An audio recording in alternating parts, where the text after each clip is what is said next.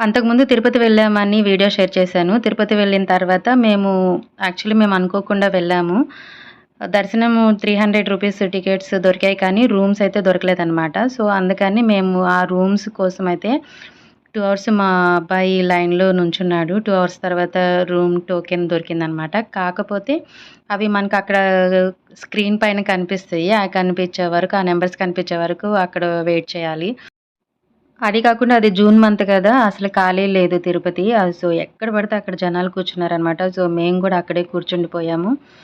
మాకు మా స్క్రీన్ మీద కనిపించి, మాకు రూమ్ ఇచ్చి, మేము రూమ్‌కి వెళ్ళేసరికి ఈవినింగ్ 4 అయిపోయింది. 4 తర్వాత వెళ్ళి ఒక హాఫ్ అన్ అవర్, 1 అవర్ అలా రెస్ట్ తీసుకొని, ఇంకా ఆ తర్వాత రెడీ అయిపోయిన తర్వాత మేము వరాహస్వామి టెంపుల్‌కైతే వెళ్ళాము. అక్కడ దర్శనము కూడా చాలా అంటే చాలా లేట్ పట్టింది. 2 అవర్స్ పైనే పట్టిందనమాట.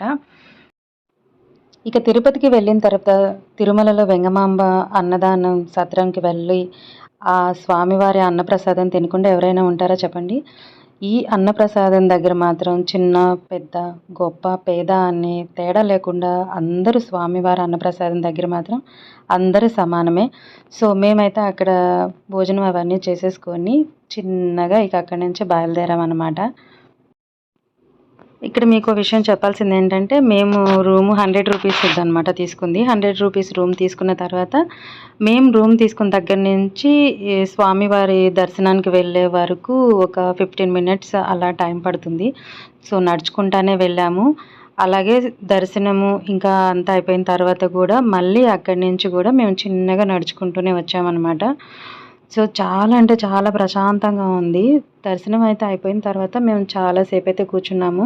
అంటే మాకు వచ్చేసి స్వామివారి దర్శనానికి ఒకరోజు ముందే మేమెళ్ళామనమాట.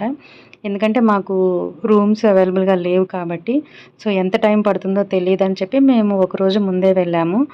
సో, ముందు రోజు మేము వెళ్ళాం కాబట్టి, ఆ ముందు రోజు ఏంటంటే వరాహస్వామి టెంపుల్‌కి వెళ్ళి ఇవన్నీ చూసుకున్న తర్వాత, నెక్స్ట్ డే వచ్చేసి మాకు స్వామివారి దర్శనంది ఉందనమాట. అంటే ఆ రోజు స్వామివారి దర్శనానికి క్యూ లైన్‌లోకి 11 నుంచి ఈవినింగ్ 6 లోపైతే వెళ్ళాలని మాకైతే టోకెన్ ఇచ్చారనమాట.